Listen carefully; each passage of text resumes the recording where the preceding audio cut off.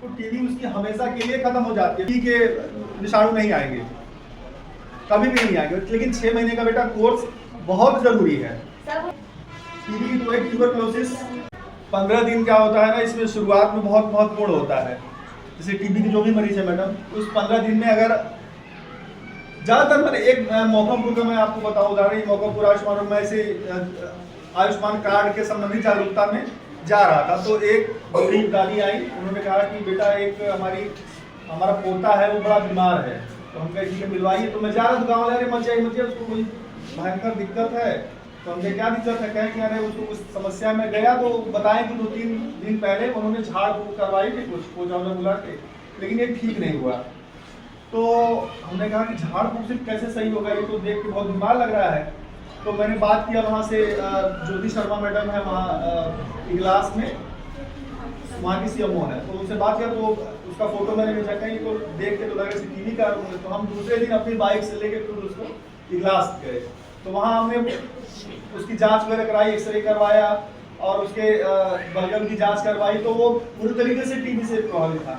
और उसको मैंने 15 दिन की दवा मिलती है, 15 दिन की दवा उसको मैंने दिलवाई। फिर मैं उसको फ़ोन कर रहा हूँ, वो फ़ोन नहीं उठा रहा है, उसके आसपास क्या है, वो खेत पे गया है। 15 दिन में क्या हुआ ना कि अचानक से उसको लगा मैं एकदम ठीक हो गया, खांसी भी उसकी बंद हो गई, लेकिन वो ठीक नहीं हुआ है और फिर से होगा तो वो दवा भी काम नहीं करेगी।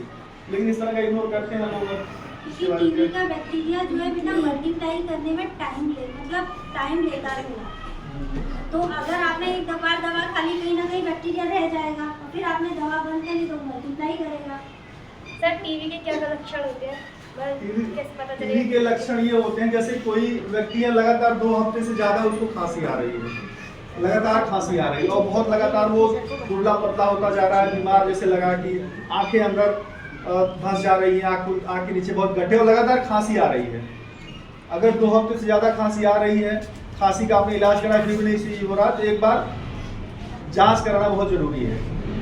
और एक बात एनीमिया का है मैडम कि एनीमिया में महिलाओं को तो होता है, पुरुषों को भी होता है एनीमिया, जैसे रक्त की कमी। और रक्त की कमी अगर लोगों के अंदर है तो उनका सारा काम प्रभावित होता है, मतलब जो रोजमर्रा का काम तो है उनका दिमाग सही नहीं रहेगा, तो और दिमाग नहीं सही रहेगा कुछ ना कुछ मतलब चिड़चिड़ापन आएगा कुछ। तो एनीमिया बहुत ऐसी गंभीर बीमारी है जिसे लोग सीरियस नहीं लेते। अभी मैं गया था रेडियो फेस्टिवल दिल्ली में, तो वहाँ पे चीफ सेक्रेटरी संजय जूजू है वो आए थे, एनीमिया के बारे में बात कर रहे थे। उन्होंने एनीमिया का इतना बड़ा विस्तार से उन्होंने खतरा बताया, हम लोग बहुत हल्के लेते हैं एनीमिया कि हाँ चलो आयरन कैल्शियम की गोली ले लो, और स्पेशली महिलाओं पर ज़्यादा फोकस रहता है, महिलाओं को दिक्कत होती है, लेकिन पुरुषों में भी दिक्कत होती है। इस तरह अगर आप प्रॉपर आपके अंदर ब्लड नहीं है तो आपके सारे काम प्रभावित होते हैं। और स्वास्थ्य एक ऐसी चीज है कि अगर आप स्वस्थ हैं तो आप जीवन में कभी भी कुछ भी हासिल कर सकते हैं। ब्लड से ही तो सारे काम होते हैं, क्योंकि ब्लड में हीमोग्लोबिन होता है और हीमोग्लोबिन का काम क्या है, ऑक्सीजन को कैप्चर करना।